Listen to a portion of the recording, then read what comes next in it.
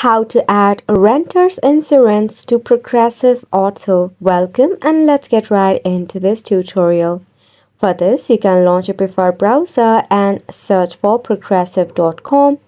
If not, just automatically search for Progressive Help. Once you are in the official homepage of your Progressive account, firstly, you will have to log in into your account. Once you are logged in, at the very top, you will see the resources option. Select on it.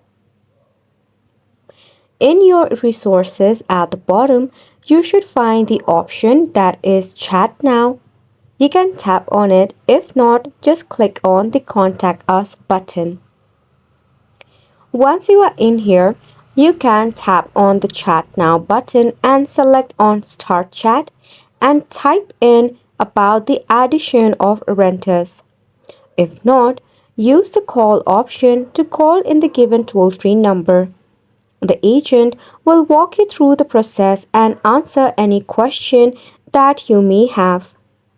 Another one is to email regarding your inquiry. For this, you will have to fill out the following. The Progressive team will review your application and get back to you with a solution. And it's a wrap for the video as well. Thank you so much for tuning in.